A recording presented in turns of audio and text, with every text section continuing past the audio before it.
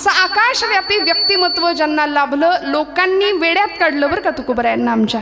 असे रस्त्याने निघाले तर माणसं म्हणायचे बघा बघा येडा तुक्यात चालला म्हणून. आमच्यापैकी सुद्धा असं एखादं तरुण व्यक्तिमत्व कीर्तनाला यायला निघालं की लोक काय म्हणतात, येडं चाललं, है की नाही.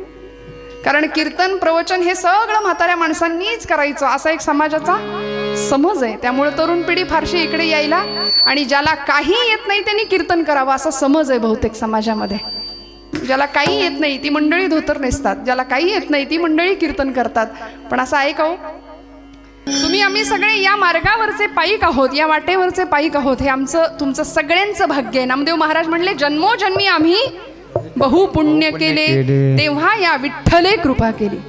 हा, पांडुरंगाची कृपा आहे. आणि डोंगरे शास्त्रीजी एका आपल्या प्रवचनात म्हणायचे, कथा के लिए जाने के हमारी औकात क्या है, कथा के लिए तो वो जाते हैं जिनको बाके बिहारी बुलाते हैं. आता बरोबर आहे, आता बरोबर आहे. कथेसाठी ते येतात ज्यांना परमात्मा बोलावतो. म्हणून तुम्ही आम्ही सगळे अत्यंत भाग्यवान आहोत बरं का. हे एका जन्माचं नाही, अनंत जन्माचं पुण्य आहे. म्हणून आमची इच्छा कीर्तनाला यायची होते. आम्ही मराठी मराठी मराठी म्हणून स्वतःला फार अभिमान व्यक्त करतो की नाही. आम्ही महाराष्ट्रातले लोक, आम्ही मराठी माणसं. पण मराठी माणसाची खरी व्याख्या कुणाला म्हणायचं मराठी, अत्रेंनी सांगितली. आचार्य प्रल्हाद केशव अत्रे असं एक साहित्यिक खूप मोठे होऊन गेले पुण्यामध्ये. पुण्याजवळचं कोडीत नावाचं गाव त्यांचं. ते म्हणायचे ज्याला ज्ञानोबांची एक तरी ओवी पाठ आहे. बघा बरं, विचार करा, खूप लक्षपूर्वक ऐका कीर्तन. काय आहे, लोकांचा कीर्तनाविषयीचा समज आणि कीर्तनाविषयीची अभिरुची सध्या बदलली आहे. भरपूर हसायला मिळालं की कीर्तन छान असं काहीतरी समज आज झालेला आहे. त्यामुळे आपण खूप हसण्याच्या अपेक्षेने आला असाल कीर्तनात, तर इथे मनोरंजन नाही तर आत्मरंजन आहे बरं का. आपुली या सुखस्वार्था केलीच करावी हरिकथा, हरिकथेविण सर्वथा राहोची नये. कीर्तनाच्या सुखे सुखी होय देव. देवाला त्याचं कीर्तन आवडतं. मला सांगा, आपले नसलेले गुण लोकांनी गावेत असं आपल्याला वाटतं की नाही? कळतंय ना मी काय म्हणते? आपल्याला लक्षात येतंय का मी काय बोलते? खूप जागरूकपणे ऐका. हा, आपले नसलेले गुण लोकांनी गावेत असं आपल्याला वाटतं की नाही? मग देवाला त्याचे असलेले गुण गायले तर त्याला किती आनंद होईल. म्हणून गुणसंकीर्तन, लीला संकीर्तन आणि नाम संकीर्तन हे कीर्तनामध्ये अपेक्षित आहे. म्हणून आम्ही इथे आल्यानंतर ही जी माया आहे की नाही, मायाधीनम जगत सर्वम असं म्हटलंय. ही माया सगळ्यांना आम्हाला अधीन करून ठेवते. ती माया म्हणाले या भवसागरामध्ये आम्हाला नर्तकी सारखं नाचवतीये. आता नर्तकी सारखं मायेनी आम्हाला नाचवू नये असं जर वाटत असेल तर आम्हाला नर्तकीच्या उलट करावं लागेल. करा. वा विठ्ठल.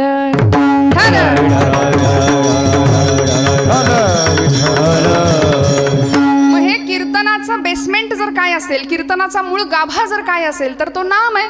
आणि हे नाम म्हणाले कसं घ्यायचं? नामच्या उलट करायचं. कसं घ्यायचं? मनापासून घ्यायचं. त्यामुळे अतिशय अंतःकरणपूर्वक आणि मनःपूर्वक मनापासून कीर्तनाला हजर राहा बरं का. बरेच मंडळी देहाने हजर असतात पण मन इथं नाही. घरी कुलूप नीट लागला असेल का?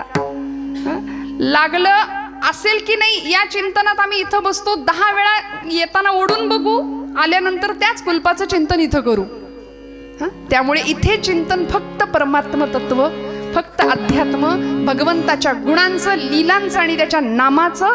त्याला ज्यांनी मोठं केलं अशा संतांचं महत्व सांगणारं आजचं कीर्तन. विठ्ठल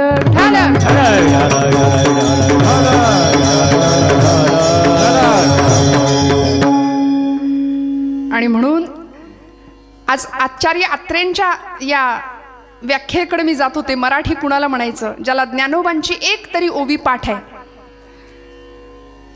एक तरी ओवी अनुभवावी. ज्ञानराज माझी योग्यांची माऊली, ज्ञानराज माझी योग्यांची माऊली, ज्ञानराज माझी योग्यांची माऊली, ज्ञानराज माझी योग्यांची माऊली. जिने निगमावली प्रगटा केली, जिने निगमावली प्रगटा केली. गीतालंकार नाम ज्ञानेश्वरी, गीतालंकार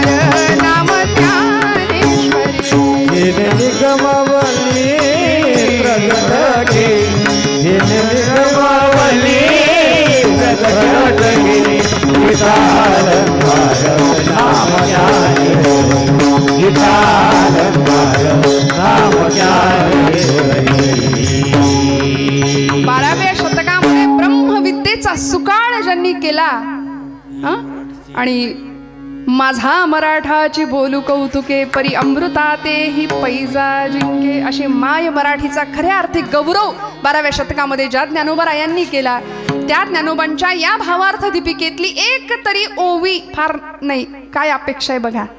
ज्याला ज्ञानोबांची एक तरी ओवी पाठ आहे, ज्याला तुकोबरायांचा किमान एक तरी अभंग पाठ आहे, आणि तिसरी अट आहे, काय सांगते, मराठी कुणाला म्हणायचं.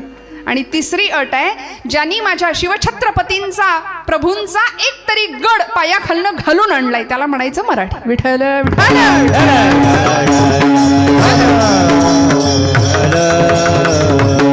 आमच्या स्वतःचं जरा निरीक्षण केलं तर आमचं एक आहे आणि दुसरं नाही, अशी गत आहे की नाही. कुणाची ओवी पाठ असेल, कुणाचा तुकोबांचा अभंग पाठ असेल, कुणी शिवप्रभूंचा गड सर केला नसेल, पण ज्या महाराष्ट्रामध्ये आम्ही राहतो, ज्यांच्या कृपेनी इथे शांतपणे कीर्तन ऐकतोय, त्या छत्रपती शिवप्रभूंची जयंती आता तारखेनुसार 2 दिवसांनी आहे.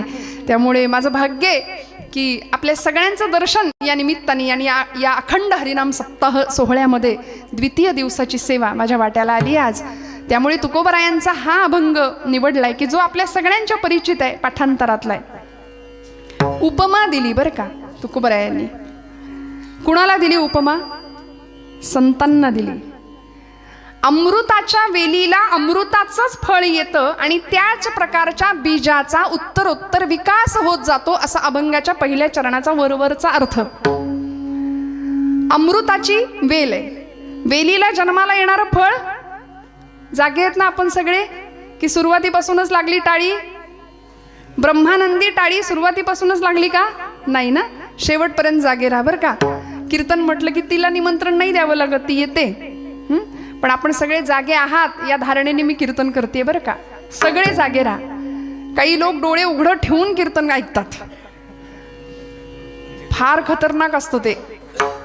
काही मंडळी कीर्तनामध्ये समजलंय म्हणून हसतात. बरं, कपड्याला इस्त्री असते इथपर्यंत ठीक आहे, चेहऱ्याला सुद्धा इस्त्री करून मंडळी कीर्तनात बसतात की नाही? हो म्हणा. इथं तसं आहे का? नाही, इथं नाही. शांतपणे छान सगळ्यांचे फ्रेश चेहरे आहेत, रिलॅक्स बसलाय तुम्ही, असंच बसा. सगळी चिंता सोडून द्या 1.5-2 तास. आता सगळी चिंता, सगळे प्रश्न, सगळ्या शंका कुशंका व्यवहारातल्या बाजूला सारा आणि इथं मस्त आत्मरंगामध्ये मग्न व्हायचं बरं का 2 तास. हां, त्यामुळे काही मंडळी समजलंय म्हणून हसतात, काही मंडळी शेजारचा हसतोय म्हणून हसतात, आणि काही मंडळी आपला चेहरा वेगळा नको दिसायला म्हणून हसतात. विठ्ठल विठ्ठल विठ्ठल. आपण जरा मागे बसलात, आमचा वर्ग तुम्हाला मागे का ठेवलंय मला माहिती नाही. सगळीकडेच आम्ही पुढे आहोत, मग आपण इथे मागे कशा काय, हा प्रश्न पडलाय जरा मला आल्यापासून. अशीच असते का बैठक व्यवस्था? नाही का? आजच केलंय का असं?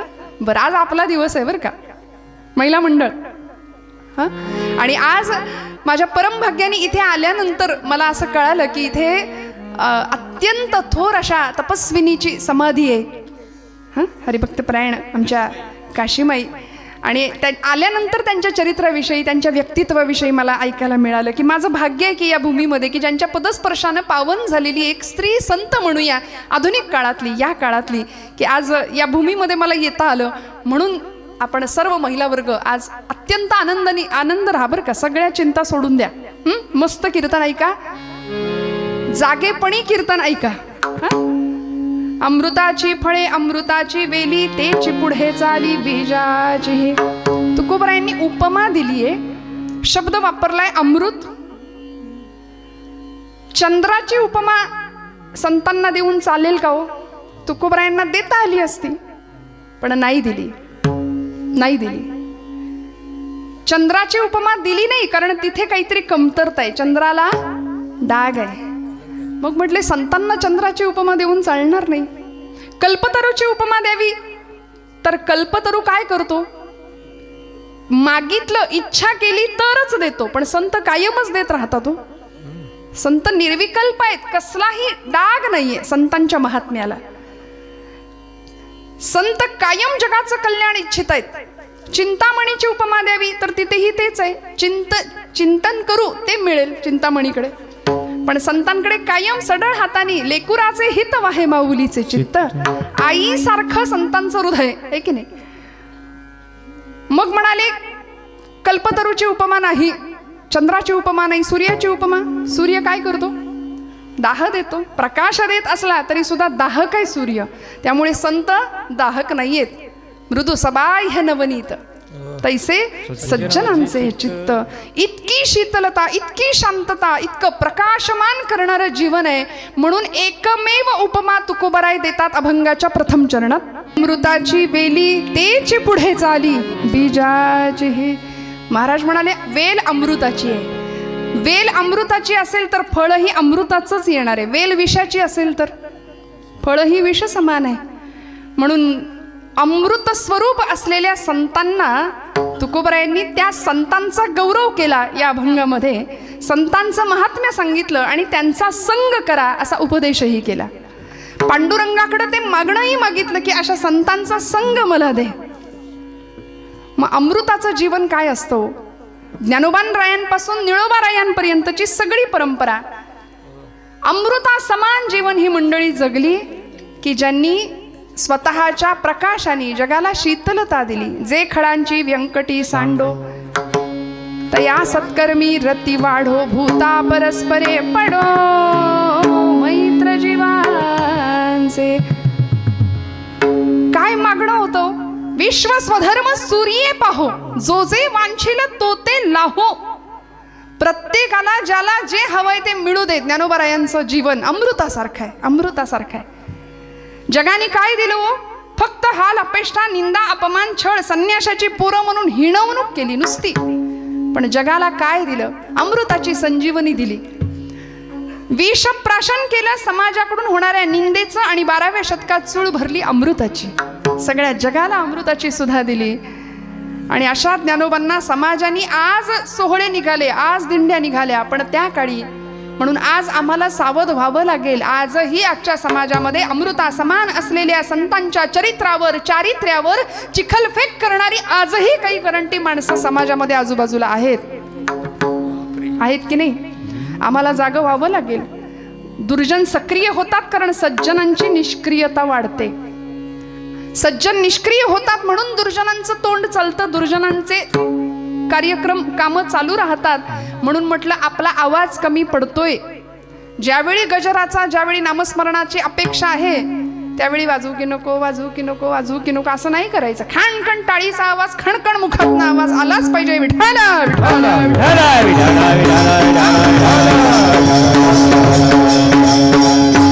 मी तर म्हणते आपला आवाज अयोध्येत गेला पाहिजे. थेट उगिलेवाडी ते अयोध्या जाईल का? हो म्हणा. जमेल का? राजाधिराज प्रभू रामचंद्र महाराज की जय. सगळे जय जयकार आपण नाही करत, नुसतं जय म्हणतो. सगळं बाकीचं तुम्ही म्हणा, आम्ही फक्त जय म्हणतो. नको त्यांचे जय जयकार निवडणूक आली की करतो की नाही? मग देवाचा सगळा जय जयकार करायचा. बोला राजाधिराज प्रभू रामचंद्र महाराज की जय. वा. आणि ते नुसतं राम मंदिर नाही बरं का, भारतीय समाजामध्ये भारतीय संस्कृतीच्या उच्च स्थानी ललामभूत सगळ्या जगाला गौरव वाटेल असं राष्ट्र मंदिर उभारणीचं काम सुरू आहे. आम्ही त्याचे एक साक्षीदार आहोत. यासाठी स्वतःला भाग्यवान समजा. आम्ही या पिढीत आहोत, आम्ही त्याचे साक्षीदार आहोत की खूप मोठं राष्ट्र मंदिर आज सुरू उभं राहतंय.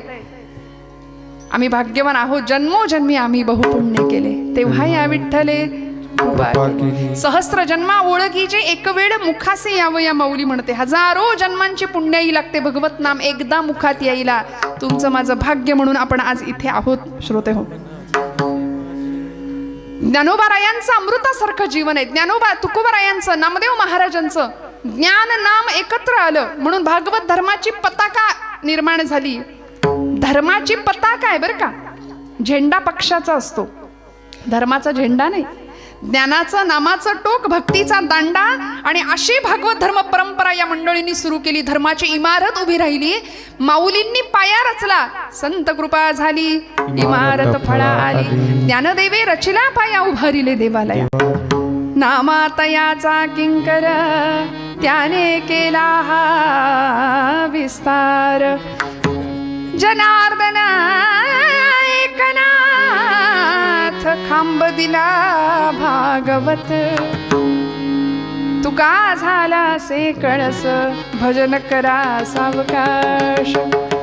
काय आनंद आहे बघा. इतक्या हजारो शेकडो वर्षांमध्ये या धर्म मंदिरावर अनेक आक्रमणं झाली, खूप आक्रमणं झाली बरं. अनेक परकीयांनी येऊन इथल्या या धर्म मंदिराच्या भिंतींना तडे पोहोचवण्याचं काम केलंय. अनेक स्वाऱ्या झाल्या, अनेक आक्रमणं झाली.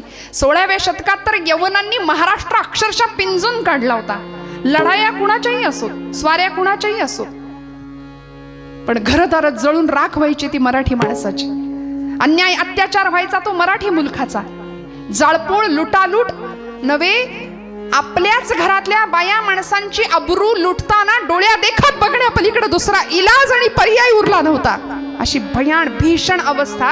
आणि या धर्म मंदिरावर अनेक प्रकारे प्रहार करण्याचा प्रयत्न केला. पण माझ्या ज्ञानोबा माऊलींनी 12व्या शतकामध्ये स्थापन केलेलं धर्म मंदिर आज तुमच्या माझ्या मनात आहे. आज इतक्या वर्षानंतर सुद्धा त्याच्या चिऱ्याला सुद्धा तडा नाही गेला. लाखो वारकरी आजही पंढरपूर आळंदीच्या वाऱ्या करतात. का? ते मंदिर तुमच्या माझ्या मनात आहे हो. ज्ञानोबा तुकोबा हे रसायन झालंय आमच्या जगण्याचं, हा मंत्र झालाय आमच्या जीवनाचा. समाजाने अनेक प्रकारच्या हाल अपेक्षा देऊन सुद्धा जगाला अमृत दिलं. भगवान शिवांनी समाजाकडून होणारा सगळा निंदेचा ओघ पचवला. समुद्र मंथनातनं निघालेलं हलाहल स्वतः प्राशन केलं आणि जगाला अमृताची सुधा दिली, संजीवन दिलं. एवढंच नाही तर आमचे नामदेव महाराज, तुकोबा, एकनाथ महाराज वारकरी संप्रदायाची सनाथ परंपरा करण्याचं काम, क्रांतिकारक काम नाथांनी केलंय. म्हणून या सगळ्या मंडळींना जगाने निंदाच दिली पण अमृतासारखं काम केलं. म्हणून तुकोबाराय संतांना उपमा देतात अमृताची. बरं म्हणाले, वेल अमृताची असेल तर फळ अमृताचं जन्माला येईल. महाराष्ट्राच्या या भूमीमध्ये 2 दिवसांनी त्यांची जयंती आहे म्हणून मला मोह आवरत नाही. असं एक अमृताचं फळ एका वेलीने जन्माला घातलं. एक शककर्ता राजा महाराष्ट्राच्या भूमीला मिळाला. समाजाची अवहेलना पाहावली नाही म्हणून 5 वर्षाच्या लेकराच्या डोळ्यात स्वप्न पाहिलं होतं आणि त्याला विचारलं, बोल राज्य स्थापन करशील का? आज तुमच्या माझ्या घरातली 5 वर्षाची पोरं आठवून बघा जरा. आणि 5व्या वर्षी दिव्य स्वप्न बघायला शिकवलं कुणी? आईने. म्हणून मोठ्या माणसांवर जबाबदारी आहे बरं. येथ वडील जे जे करीती तया नाम धर्म ठेविती तेची येर अनुष्ठिती सामान्य सकल. मोठ्या माणसांवर जबाबदारी आहे. आईने दिव्य स्वप्न बघितलं लेकराच्या डोळ्यात नव्हे, पोटात असतानाच, गर्भात असतानाच त्याला म्हणायची, ये बाळा, आजूबाजूला 400 वर्षांचा गुलामीचा अंधकार पसरलाय आणि तो तुला दूर करायचाय. गुलामीच्या शृंखला, साखळ्या तोडून टाकायचे, बोल येशील? तेव्हा ते बाळ असं गर्भातच मुठी आवळत होतं. हा, आणि आई बाळाला सांगत होती, ये, आल्यानंतर सगळा अंधार आहे. पण एखाद्या छोट्याशा ज्योतीनं ठरवलं जळायचं तर मोठ्यात मोठ्या अंधाराचा नायनाट पराभव करता येतो. माझ्या राजा जळण्याच्या तयारीने ये म्हणायची, जळण्याच्या तयारीने ये. कारण आल्यानंतर सगळा गुलामीचा अंधकार आहे. माणसं परागंदा होऊन देशोधडीला लागली होती. देवळातला देव सुरक्षित नव्हता, वेदशाळेतला वेद सुरक्षित नाही, तरुणांचा पराक्रम नाही, स्त्रियांचं शील राखलं जात नव्हतं, वृद्धांचं जीवन सुरक्षित नव्हतं, काहीच सुरक्षित नव्हतं महाराष्ट्रात. आपल्याला स्वतःची बाजू नव्हती, स्वतःचं सिंहासन नव्हतं. का? कारण आम्ही विचार करायला तयार नव्हतो. आमची मनगट मुरदाड झालेल्या अवस्थेमध्ये, इतरांची गुलामगिरी करण्यामध्ये स्वतःला धन्यता मानणारी आम्ही सगळी मंडळी. आणि अशा वेळी एका मातेने, एका अमृताच्या वेणीने आपल्या गर्भातल्या बाळाला सांगावं की तू ये आणि इथे येऊन काय कर, खऱ्या अर्थी पारतंत्र्य दूर कर, गुलामीच्या शृंखला तडातड तोडून टाक आणि महाराष्ट्रात न्यायाची, नीतीची, साम्राज्याची स्थापना कर, स्वराज्य स्थापन कर. जन्माला आले शिवनेरी किल्ल्यावरती. शिवाई देवीचा कृपाशीर्वाद, शिवाजी नाव ठेवलं. शिस्त वा वात्सल्य, जी जिद्द यांचा त्रिवेणी संगम ते छत्रपती शिवाजी महाराज. त्यांना जन्म देणारी, शिक्षण देणारी जिजा माता, जिजाई नाव आईचं. काय नावं होती हो?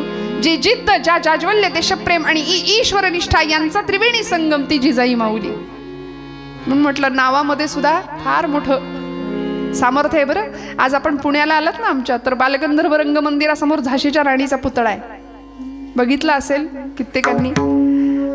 अशी झाशीची, मेरी झाशी नाही दूंगी म्हणून अशा घोड्यांनी दोन्ही टापावरती उचललेल्या, पाठीमागे त्या दामोदराला बांधलेल्या, हातामध्ये समशेर अशी राणी उभी आहे आणि ती राणी उभी आहे बालगंधर्व रंगमंदिरासमोर. बालगंधर्व म्हणजे नारायण श्रीपाद राजहंस खूप मोठे नाट्यकर्मी होऊन गेले. त्यांनी स्त्री पात्रामध्ये काही भूमिका केल्या. ते बालगंधर्व ज्यांनी पुरुष असून स्त्रीनी कसं असावं ते शिकवलं ते बालगंधर्व. आणि ही झाशीची राणी ज्यांनी स्त्री असून पुरुषांनी कसा पराक्रम करावा हे शिकवलं ती झाशीची राणी. हे अत्रे म्हणायचे बरं का. हे दोघं समोरासमोर आहेत. ही पुणेकरांची खासियत आहे. याला म्हणायचं पुणेकर. विठ्ठल विठ्ठल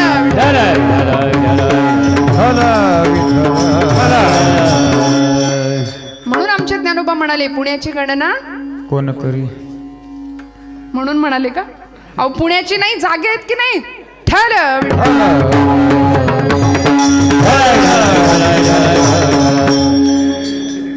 आपल्याला काही कळत नाही हे सुद्धा कळावं लागतं. आणि हे ज्याला कळलं त्यालाच सगळं कळलं. कळलं का. तुम्ही म्हणाल काय शब्दच्छल करताय ताई तुम्ही. असो काय करू माझी पद्धतच ती आहे. आमच्या तुकोबरायांचं जीवन अमृतासारखं अमृतासारखं. अमृताच्या वेलीने अमृताच्या फळाला जन्म द्यावा आणि त्या फळावरती योग्य संस्कार करावेत असं अमृतमय जीवन. 5व्या वर्षी त्याला सांगितलं बोल राजा करशील का स्वराज्य स्थापन. त्यांनी सांगितलं हो आऊसाहेब आपली इच्छा आणि आपला आशीर्वाद असेल तर हे राज्य होईल ही काळ्या दगडावरची रेष आहे. मग समर्थ रामदास स्वामी म्हणतात शिवरायांचा आठवावा प्रताप शिवरायांचा आठवावा साक्षेप भूमंडळी. शिवरायांचे कैसे बोलणे शिवरायांचे कैसे चालणे शिवरायांचे सलगी देणे कैसे असे. असं सुंदर राजकारण धर्मकारण अर्थकारण इतकं सुंदर भक्ती आणि शक्तीचा संगम आम्ही महाराष्ट्रामध्ये झालेला पाहिला श्रोते हो. संत श्रेष्ठ तुकोबरायांनी अत्यंत गोड असं भक्तीचं ज्ञान त्याचबरोबर शक्तीचं ज्ञान. विंचू देव्हाऱ्याशी आला देवपूजा नावडे त्याला. अफजल खान महाराष्ट्रावर चालून आला त्यावेळी छत्रपती तुकोबरायांची भेट होताच तुकोबराय सांगतात राजा विंचू देव्हाऱ्याशी आला देवपूजा नावडे त्याला. तेथे पैजाराचे काम अधमाशी तो अधम. अरे वेड्या आपल्याच देवतांना फोडणारा अफजल खान त्याला तू शिल्लक नाही ठेवायचं. पाया झाला नारू तेथे बिबव्याचे काम. आणि असं अमृतासारखं जीवन घडवण्यामध्ये या सगळ्या महापुरुषांचा वाटा होता. जिजाई माऊली आपल्या राजाला घडवते. आपल्या 19व्या शतकामध्ये अजून एक नाव अमृतासारखं जीवन त्यांना योद्धा संन्यासी असा पुरस्कार दिला जगाने. काय म्हटलं खूप लक्ष देऊन ऐका. मला माहिती आहे तुम्हाला काहीतरी वेगळं ऐकल्यासारखं वाटत असेल पण हे ऐकणं गरजेचं आहे. मला सांगा कीर्तनामध्ये आपण प्रपंचामध्ये सासू असते की नाही. तो सासूरवास असतो का. आता तुमच्या आवडीचा विषय निघाला की कशा कळ्या खुलल्या बघा. ही सवय आहे तुम्हाला ऐकायची. मी करू काय माझी पंचायत आहे की तुम्हाला सासू सासरा दीर भाऊजय नणंद हेच कीर्तनात जर ऐकायचं असेल तर घरात पण तेच आहे. मग हे इथं परत तेच कशाला ऐकायचं. कीर्तनामध्ये भक्ती हे कीर्तनाचं बेसमेंट आहे बरं का. म्हणून माफ करा माझ्याकडून जर सासू सुनाच्या गप्पा ऐकायच्या असतील तर त्या तुम्हाला मिळणार नाहीत. परत नाही बोलवलं तरी चालेल. विठ्ठल विठ्ठल.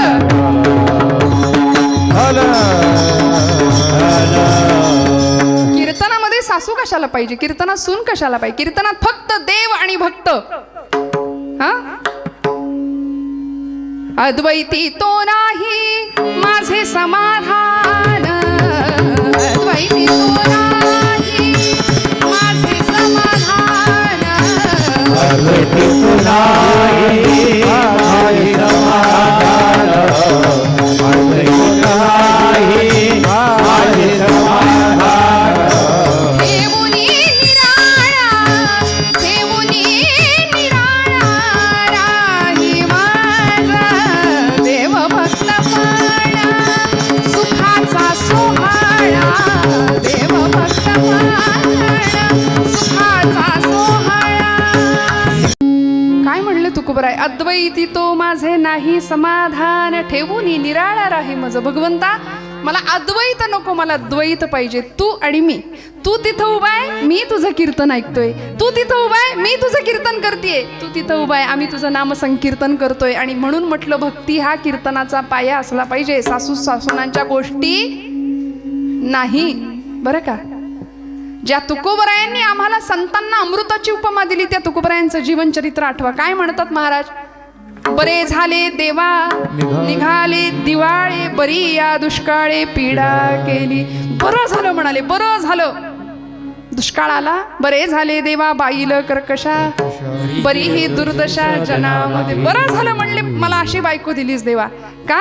कारण येता जाता उठता बसता अखंड पांडुरंगाला शिव्यांची लाखोली व्हायची आमची जिजाई माता. वाईट नव्हती बरं, अंतःकरणामध्ये प्रचंड प्रेमाचा झरा होता. पती देवाच्या माध्यमातून विश्वदेवाची उपासना करायची अवलामाई.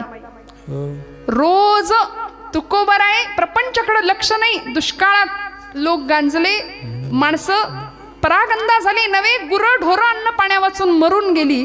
आणि अशा वेळी घरामधलं सगळं अन्नधान्य देऊन टाकलं लोकांना.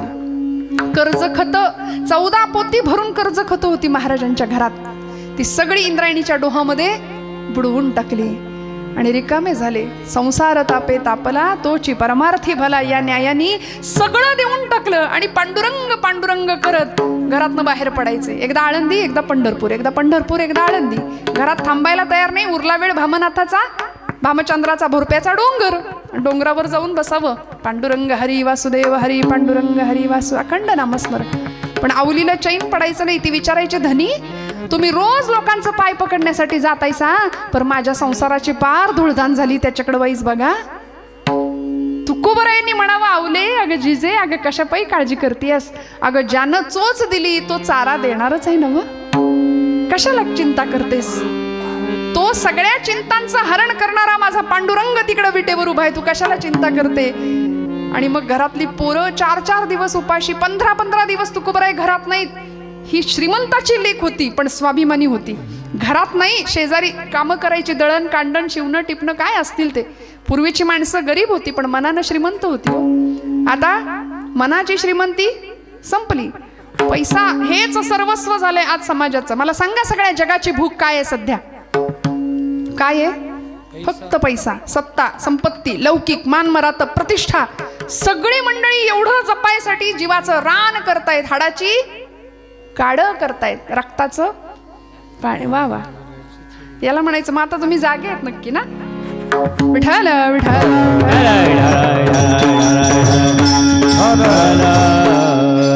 पण आवलीनी प्रपंच असा करावा, कुठून तरी जोंधळं आणावं, थोडस जात्यामध्ये भरडावं, स्वच्छ करून भाकरी बनवाव्यात, लेकरा बाळांना खायला बसावं. आणि आपला पती परमेश्वर भोरप्याच्या भंडाऱ्याच्या डोंगरावर जाऊन बसलेल्या तुकोबरायांना 15 दिवसांनी का होईना पण भाकरी पोचवायची. 15 दिवस हिच्या पोटात काही नाही, काही नाही, काही नाही. अन्नाचा कण नाही, पाण्याचा थेंब नाही. वैशाखाचा महिना रणरणत ऊन. आणि ती सगळ्या जगाला सांगायची, तुकोबाची कांता, तुकोबाची कांता सांगे लोकापाशी.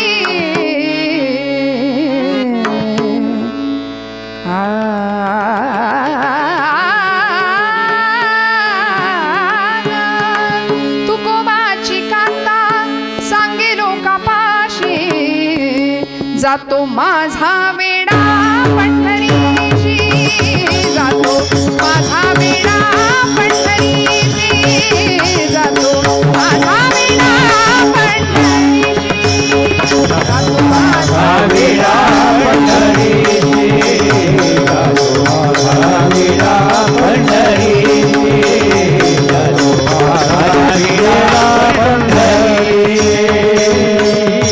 सगळ्या गावाला सांगायची, माझ्या धन्याला पुरतं येड लागले. त्या कळतोंड्यानी त्याला पार येड करून ठेवलंय. म्हणजे जाता येता गावातला पांडुरंग दिसला की त्याच्याकडे अशी बघायची, तू मला नंतर भेट म्हणायची. तू एकदा माझ्या पुढे ये, नाही तुला चपलानं हाणलं तर नाव नाही सांगायची, असं पांडुरंगाला म्हणायची. पांडुरंग आपला विटेवर उभा कटेवर हात ठेवून म्हणायचा, बाई ग माझी फार इच्छा आहे तुझ्या पुढे यायची, पण तुझी प्रतिज्ञाच अशी आहे की माझी काही हिंमत होत नाही तुझ्या पुढे यायची. असा पती देवाच्या माध्यमातून विश्वदेव पूजत होती बरं का, भजत होती. त्यामुळे नवऱ्यावर रागवायची, भाळायची आणि सांभाळायची सुद्धा. आणि मग 15 दिवस झाले, आज निघाली भाकरी घेऊन. एका पाटीमध्ये भाकरी घेतली, त्याच्यावर असं कापड झाकलं, ठेचा घेतला, झुणका घेतला, तोंडाला अजिबात पाणी सुटू देऊ नका. छान शेतकऱ्याच्या घरचं जेवण, वा वा. आणि असं तांब्या तुंबा घेतला, कडू भोपळा, त्याच्यामध्ये पाणी भरून घेतलं आणि निघाली वाटेनी चालत चालत. वैशाखाचा महिना, पायात चपला नाहीत, दरिद्रता, 18-20 दारिद्र्य, अशी अवस्था घरामध्ये, प्रचंड दरिद्र. आणि गरिबीचं वस्त्र ज्यांनी ओढलंय ना त्याला आजही समाजात सख्खा भाऊ सुद्धा ओळख देत नाही.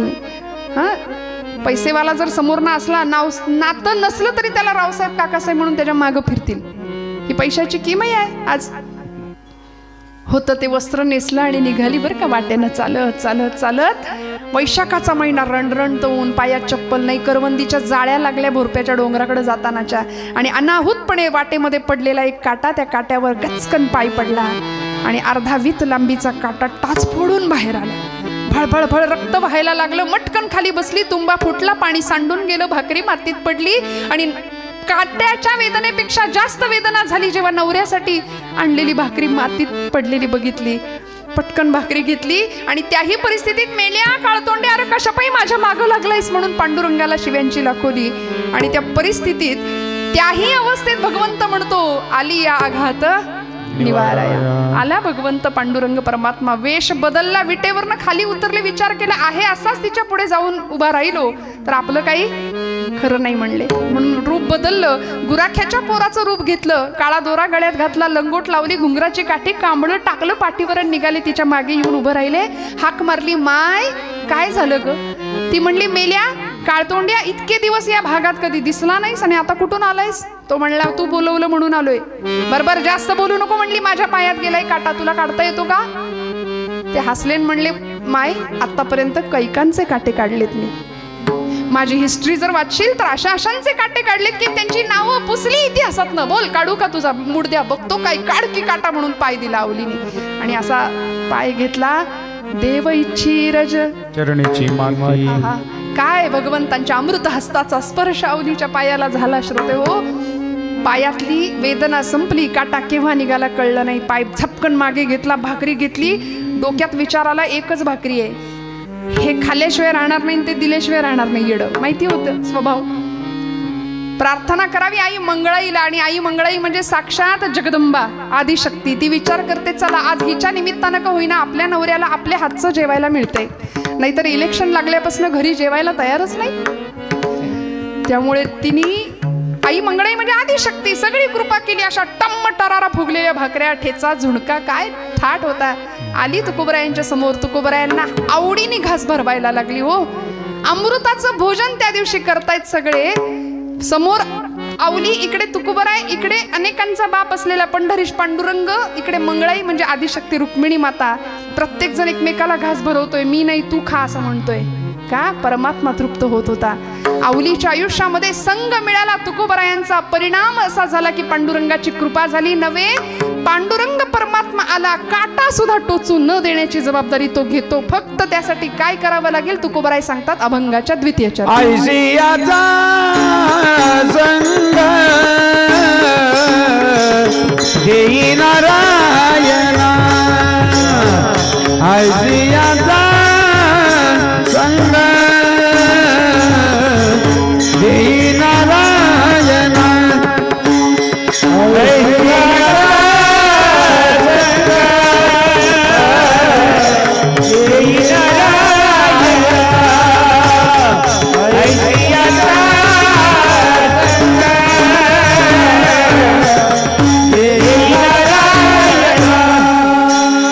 ऐसियाचा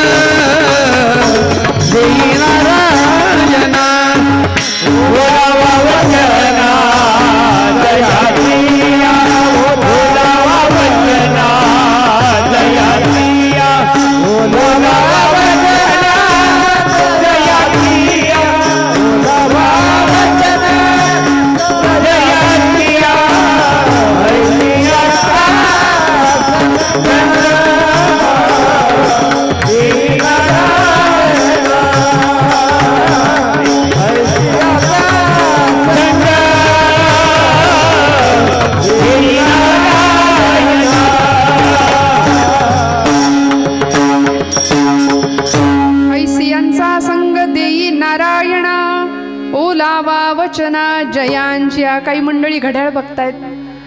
आत्ताशी दुसरं चरण. मग आता कीर्तन संपणार कधी?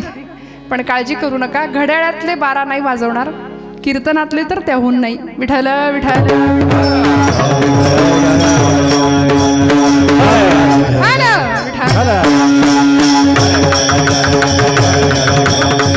ऐसियांचा संग देई नारायणा ओलावा वचना जयांची. काय मागितलं होतं तुकोबरायांनी? संत संगतीचं महात्म्य सांगतायत. संग मला असा दे ऐसियांचा, कुणा ज्यांचं जीवन अमृतासारखं एकमेकांमध्ये गुंतलेलं आहे.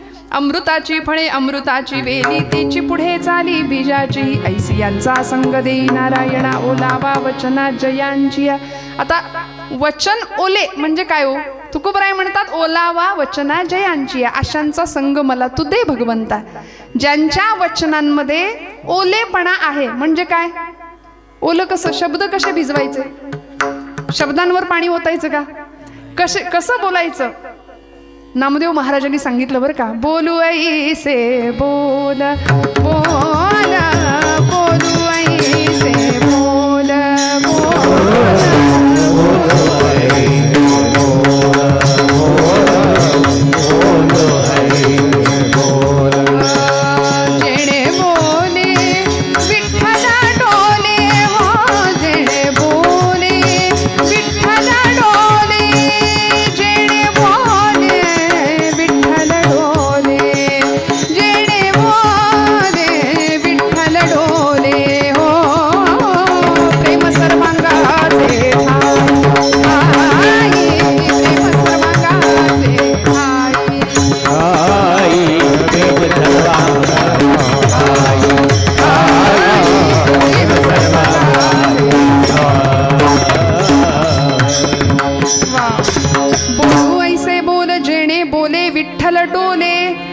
सर्वांगाचे ठाई वाचे विठ्ठल रखुमाई.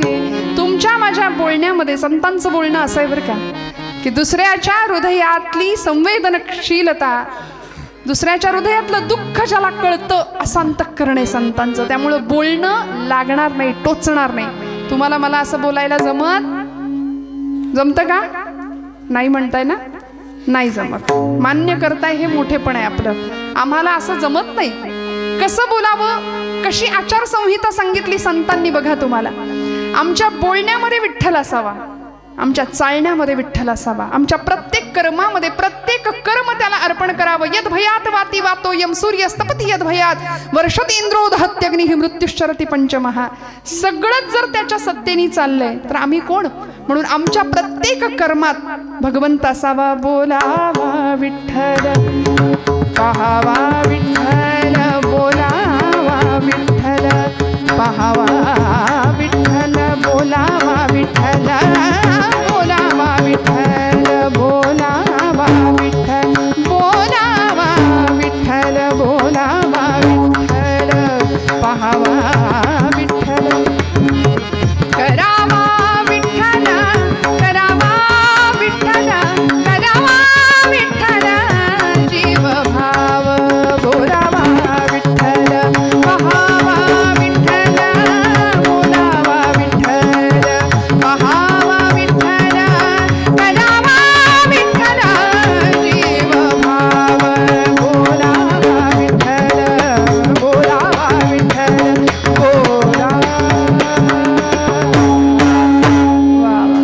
ओम महाराजांची आजची साथ खरंच मनापासून त्यांच्यासाठी टाळ्या वाजवा एकदा.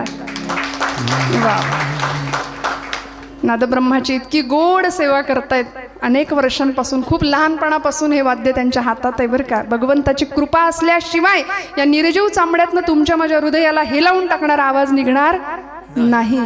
प्रचंड मोठी तपश्चर्या साधना आणि आपल्या सगळ्यांचे आशीर्वाद पाठीशी असतात म्हणून हे घडतं. येथे पाहिजे येरा गबाळ्याचे काम नोहे. त्यामुळे असं बोलणं आमचं असावं. संतांचं बोलणं जसं आहे, ओलावा वचना जयांची ऐसियांचा संग देई नारायणा. संध्याकाळ झाली, घरामध्ये कुणी आलं, समजा कुणी येतंय घरामध्ये, तर घरातल्या गृहलक्ष्मीने कसं स्वागत केलं पाहिजे हो? या बसा. आमच्याकडे पुण्यात तर घेणार का विचारतात, चहा घेणार का, पाणी सुद्धा घेणार का, असं विचारतात. पण असं नाही आपल्याकडे, होय की नाही? छान आदरातिथ्य आपण करतो. सानंदम सदनम सुताश्च सुदी हा कांता मृदू भाषिणी, असं गृहस्थाश्रमाचं सांगितलंय वर्णन. कसा असावा गृहस्थाश्रम? नाही तर मग या आणि बसा आणि हे गिळा असं जर म्हटलं तर येणारा माणूस 10 वेळा विचार करेल, हिच्या घरात जाऊ का मागं फिरू. कसं बोलायचं? ओ लावा वचना जयांजिया. माझ्या बोलण्यानी समोरच्याच्या हृदयातला विठ्ठल डोलला पाहिजे. हे नामदेवांचं सांगणं आहे, हे तुकोबांचं सांगणं आहे. संतांचं बोलणं असं होतं, ऐसियांचा संग देई नारायणा. ज्यांचा संग तुकोबराय मागतात ते संत, त्यांच्या संगाने काय होतं? जीवनमुक्त अवस्थेला आम्ही पोहोचू शकतो. आचार्य जगद्गुरु शंकराचार्यांनी जीवनमुक्तीचा क्रम सांगितलाय. सत्संगत्वे निसंगत्वम, निसंगत्वे निर्मोहित्वम, निर्मोहित्वे निश्चलत्वम, निश्चलत्वे जीवनमुक्ती. ज्याला जीवनमुक्त अवस्थेला पोहोचायचंय त्यांनी निश्चल असावं, ज्याला निश्चल व्हायचंय त्यांनी निस्संग व्हावं, ज्याला निस्संग व्हायचंय त्यांनी निर्मोही व्हावं, आणि ज्याला निर्मोही व्हायचंय त्याने सत्संग करावा. विठ्ठल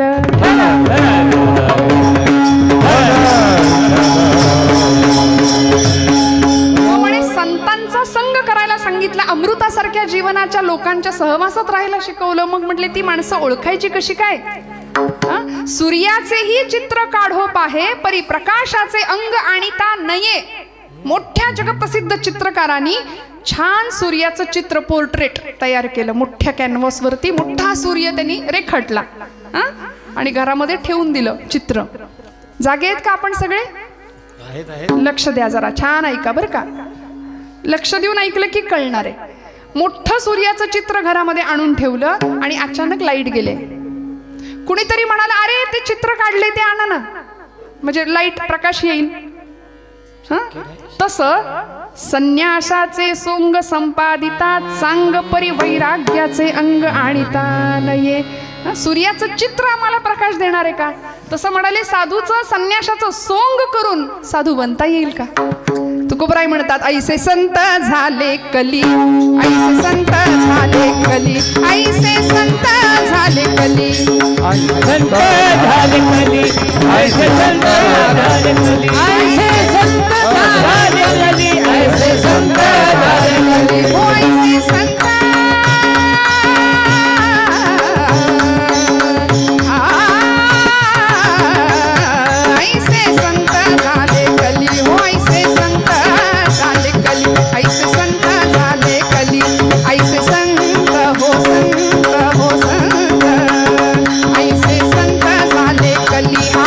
तमाखूची नळी, हाती तमाखूची.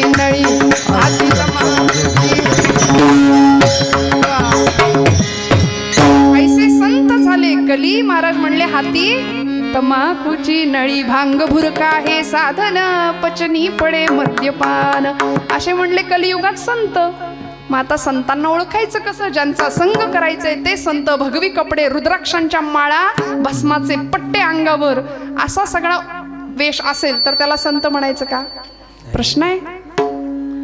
मग ज्यांनी विठ्ठल मात्रा घ्यावी त्याने पथ्य सांभाळावी. पथ्य काय आहे? गळा माळ शोभे. गळ्यात माळ आहे. आता पुढचं पथ्य आत्मरूप शांती. गळ्यात माळ आहे आणि वास्कन याच्या अंगावर, त्याच्यावर वास्कन ओरडायचं. तुला काही जमत नाही, टाळ खाली ठेव म्हणून तरुण मंडळींना काय म्हणायचं, डिमोटिवेट करायचं. असं जरा मधनच मराठी बोललं की लोकांना बरं असतं. लोकांना असं वाटतं कीर्तनकार काही बॅकवर्ड नाही, थोडंफार जमतंय त्यांना. कशाला आम्ही एखाद्याच्या अंतःकरणाला का आम्ही दुखवायचं? मला सांगा बरं. गळा माळ शोभे, पहिलं पथ्य आहे. ज्याच्या गळ्यात माळ आहे त्याचं पहिलं पथ्य आत्मरूप शांती. भक्तिभाव दोन्ही धरू टाळ हाती. किती शांततेत आणि समाधानात जीवन आम्हाला जगावं लागेल. आम्ही थांबायलाच तयार नाही हो. इतकी वखवक वखवक वखवक आधुनिक सुखाच्या साधनांनी आमची वखवक वाढवली आहे. दुसऱ्याचं सुख आम्ही बघू शकत नाही, स्वतःचं सुख दुःख आम्हाला सुख पचत नाही. आम्ही सतत हैराण, सतत ग्रासलेले, सतत निराशेत आहोत. कुणाच्या घेण्यात नाही, कुणाच्या देण्यात नाही. पहिला पै गाठी मारून सगळा पैसा सेव्हिंगला ठेवलाय, काहींनी तर स्वीज मध्ये नेऊन ठेवलाय. उष्ट्या हाताने कावळा नाही कधी हाकलला, ना देवाचा ना देशाचा ना धर्माचा विचार केला. माऊलींनी हे विश्वाची माझे घर म्हटलं, आम्ही हे घरची माझे विश्व म्हणून बसलो. आणि माझी पोरं, माझी बायको, माझं घर, माझं दार, माझी जमीन, माझा जुमला, माझा बंगला, माझी गाडी, बास. या पलीकडं मला कुणाचं घेणं नाही आणि क्या बात आहे. हे असं आमचं जगणं आहे की नाही. मग आमचं जगणं आला आला प्राणी जन्मासी आला, झाला झाला वाढला थोर झाला, केला केला व्यापही सर्व केला, गेला गेला बापुडा व्यर्थ गेला. हे असं जगणं माझ्या तुमच्या आमच्या वाट्याला येतं, ते येऊ नये ही संतांची अपेक्षा आहे. म्हणून तुकोबराई म्हणतात, ऐसी यांचा संग देई नारायणा, ओलावा वचना जय. आणि दुस्संग मिळाला, दुर्जनांचा संग केला म्हणून पुराणात इतिहासात संत चरित्रांमध्ये हजारो उदाहरणं आपल्याला सापडतील की जीवनाचं कसं नुकसान झालं. म्हणून संग करायचा आहे तो संतांचा करायचा आहे. काय पथ्य आहे? आत्मरूप शांती भक्तिभाव दोन्ही ढळू टाळ हाती. टिळा कपाळाला लावलाय, कुठला आहे शब्द वापरला? टिळा विरक्तीचा. आणि विरक्त अवस्था, तुकोबरायांचा अभंग आपण घेतलाय, वैराग्याचा मूर्तिमंत पुतळा तुकोबराय. सगळं सोडलं, सगळ्यावर तुळशीपत्र ठेवलं घरादारावर. राका कुंभार नावाचे एक संत होते. राकांनी काय करावं? पांडुरंगाची इतकी भक्ती केली, मांजर पाळली होती घरामध्ये. 5 पिल्लं झाली त्या मांजरीला एकदा. आणि राका कुंभार पांडुरंगाची अनंत निस्सीम भक्ती करणारे. राका, बंका आणि वंका असं नाव, बायकोचं नाव बंका. आता कुंभार म्हटलं की कुंभाराच्या घरी एक भट्टी असते. त्या भट्टीला काय म्हणतात? वा वा, आपल्याला माहिती आहे. म्हणजे आवा चालली पंढरपूरला, त्यातली आवा नाही बरं का. त्या भट्टीला आवा म्हणायचं. आणि त्या भट्टीमध्ये मडकी भाजायचं काम सुरू असतं. भट्टी आणि आता ओली मडकी करून ठेवलेली, आज भट्टी पेटणार होती. आणि त्या एका ओल्या मडक्यामध्ये एक मांजरीचं, ती मांजर जाऊन बसली, व्यायली ती तिथं. 5 पिल्लं झाली त्या मांजरीला. आणि तिनं ती 5ची पिल्लं, आता मांजर आपल्याला माहिती आहे अशी तोंडात धरते आहे की नाही. आणि पिल्लांना सुरक्षित जागी मुक्काम बदलत असते त्यांचा. त्या मडक्यात तिने ती पिल्लं ठेवली होती आणि ती गेली निघून. आणि या राकाने बरोबर ते कच्चं ओलं मडकं उचललं ज्याच्यात पिल्लं होती, आणि ते मडकं भट्टीत गेलं. भट्टी पेटली, धूर घरातनं बाहेर निघायला लागला. आणि या मांजरीला कळालं, प्राण्यांना सुद्धा कळतं बरं का, की भट्टीत घरातनं धूर येतोय, भट्टी पेटली, मडक्यात माझी पिल्लं आहेत. धावली, येरझाऱ्या घालायला लागली, त्या आगीच्या दिशेनं झेप घ्यायला लागली, राकाचे पाय चाटायला लागली, माझी लेकरं त्या भट्टीत आहेत म्हणून. आणि मालकाला प्राण्याची भाषा कळते, काळजा चर्र झालं. बायकोला विचारलं, अगं हिची पिल्लं होती का मडक्यात? नाही जी, मला नाही ठावं. पोरीला विचारलं, तुला ठाऊक आहे का या मडक्यात हिची पिल्लं होती का? ती म्हणली, नाही बाबा, मला नाही ठावं. आणि अंतःकरणात धस्स झालं. पांडुरंगा, परमात्म्या, आजपर्यंत तुझ्या सेवेत कधी खंड नाही पडू दिला. मी जर खरा तुझा निस्सीम भक्त असेल तर या आगीत गेलेली ही मांजरीची 5ही पिल्लं जिवंत बाहेर निघू देत. मायलेकरांची ताटातूट करू नकोस पांडुरंगा, करू नकोस. भगवंताला हात जोडून प्रार्थना करावी, मायलेकरांची ताटातूट करू नकोस. आणि प्रण केला, प्रतिज्ञा केली, म्हणाले, पांडुरंगा, जर मांजरीची पिल्लं जिवंत आगीतनं बाहेर निघाली ना तर घरादारावर तुळशीपत्र ठेवीन, बाहेर पडेन आणि तुझ्या नामात पंढरपुरात येऊन राहीन म्हणले. याला म्हणायचं निर्धार जो संतांकडे आहे. सगळं सोडून येऊन राहीन म्हणाले तुझ्याकडे. 1 दिवस, 2 दिवस, 3 दिवस उपोषण, अन्न पाण्याचा थेंब नाही, आगीजवळ बसून राहिलेत, भट्टी विझली नाही. आणि 3ऱ्या दिवसानंतर सगळी भाजकी मडकी बाहेर यायला लागली. मांजरीला माहिती होतं कुठल्या मडक्यात माझं पिल्लू आहे. ती धावा घ्यायला लागली आगीच्या दिशेने. राकाने मडकं बाजूला काढलं आणि श्रोते हो, भगवंताची लीला निर्वाणी गोविंद असे मागे पुढे, सकल जीवांचा करीतो सांभाळ, तुझं मोक लिहिलं ऐसे नाही. सगळ्या जीवांचा सांभाळ करणारा परमात्मा भट्टीतनं मडकं जसं बाजूला निघालं, ती मांजरीची पिल्लं 1, 2, 3, 4, 5 तुरु तुरु तुरु तुरु धावायला लागली. आणि असा अधिकार होता म्हणून आगीत निघालेली, भट्टीत गेलेली मांजरीची पिल्लं जिवंत बाहेर आली. हे संतत्वाचं उदाहरण आहे. काय असते तितिक्षा, काय असतो हक्क भगवंतावरचा आपला, काय असतो निर्धार, काय वचनाला धार आहे राका कुंभारांच्या. आणि अशा राकांनी भगवंताला दिलेल्या वचनानुसार घरादारावर तुळशीपत्र ठेवलं. खरा वारकरी, खरा जातिवंत भक्त संत तो आहे. काय समाधान असावं बघा. म्हणून तुकोबराय म्हणतात ऐसियांचा संग देई नारायणा ओलावा वचना जया जिया. ज्यांच्या वचनाला भगवत प्रेमाची ओल आहे त्यांचा संग मला दे. आणि भगवंता असे संत ओळखायचे कसे रे? काय असतो त्यांचा आहार, काय असतो त्यांचा विचार? तिसरं चरण म्हणा. उत्तम सेवाना शीतळ कंठासी.